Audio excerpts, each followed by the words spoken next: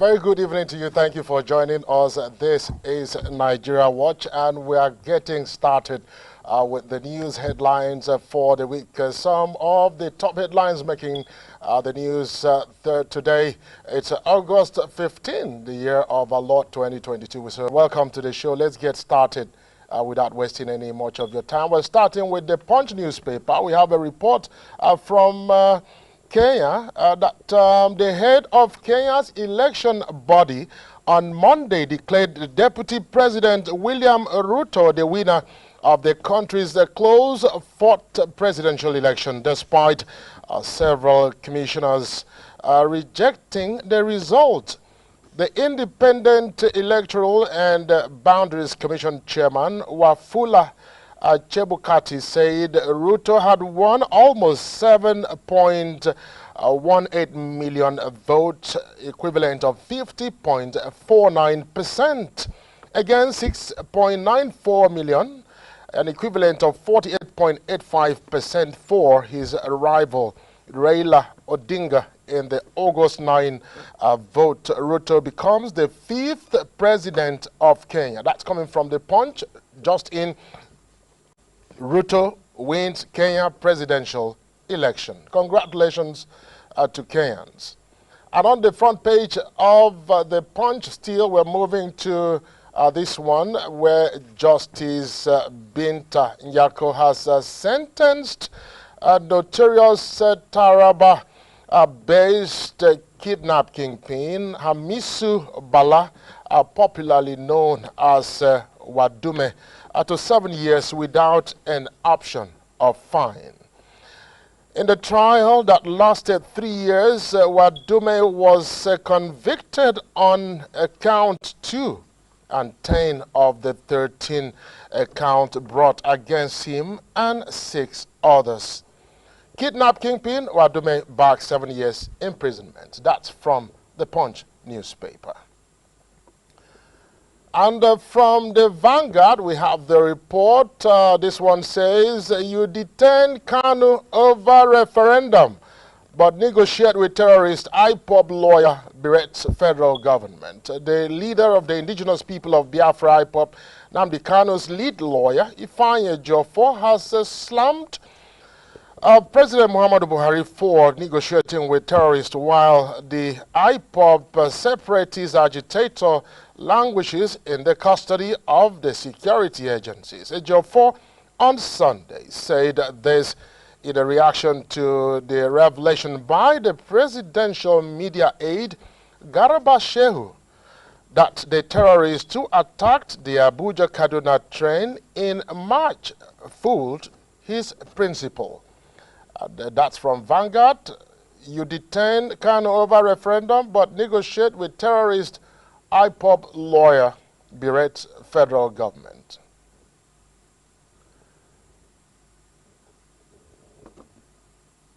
Moving ahead with the news, paper headlines, we have this one from the Vanguard newspaper.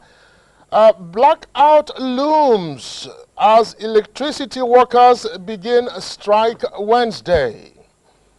There are indications that the nation's electricity supply crisis might worsen from Wednesday, as organized labor has directed workers in the power sector to down tools and commence an indefinite strike over pending labor issues with the transmission company of Nigeria, reports the Vanguard newspaper. Breaking blackout looms as electricity workers begin strike Wednesday.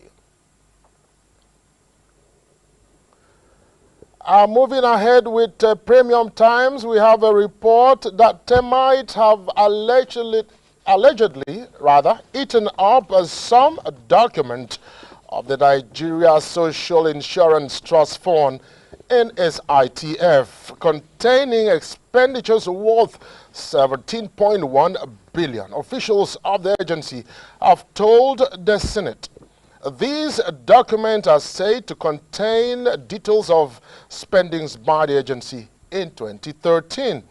The NSITF management stated this when it appeared before the Senate Public Account Committee, SPAC, on Friday. Details of this expenditure and more are contained in the 2018 audit report of the Office of the Auditor General of the Federation.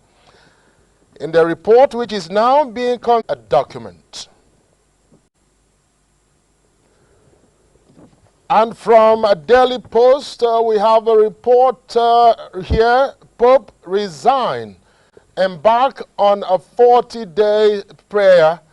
Catholics tell Governor Lalong. The Catholic Church in Nigeria has rejected the apology by Governor Simon Lalong of Plateau State over his utterances on the Pope. The group under the aegis of Mass Servants Association of Nigeria, MSAN, has said it is not enough for the governor to express remorse, adding that they must approve it by embarking on a 40-day fast and step down from his role as the Director General of the All Progressive Presidential Campaign Council. Recall, Governor Lalong had tendered an apology to the Catholic Bishops' Conference of Nigeria over alleged blasphemous comment about the Holy Father.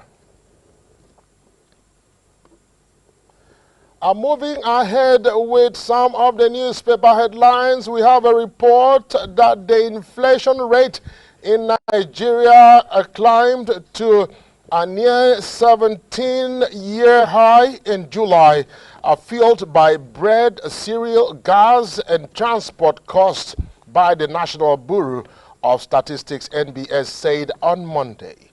NBS release of the Consumer Price Index, CPI, which measures the rate of change in prices of goods and services, showed a surge to 19.64% in July 2022 from 18% in the previous month.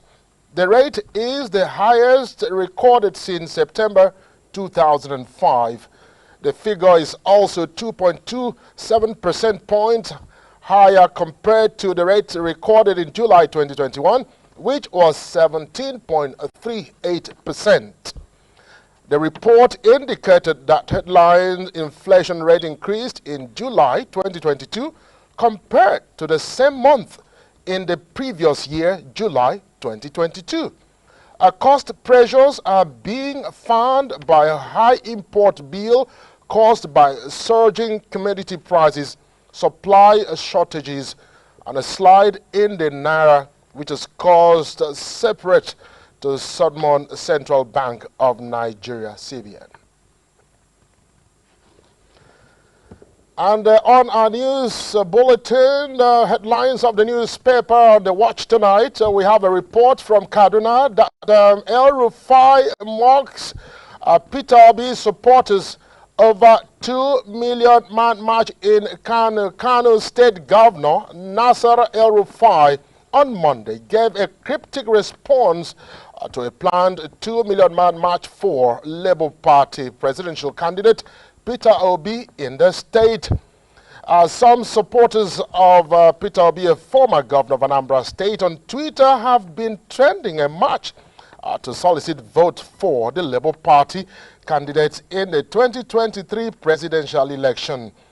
El Rufai tweet reads, "I hope you get 200 persons on the street, including those in port, in quotes, that can open their shops on Monday," and came on overnight bus last night. "I just they laugh. Wallahi Tallahi," the Kaduna State Governor said in his tweet.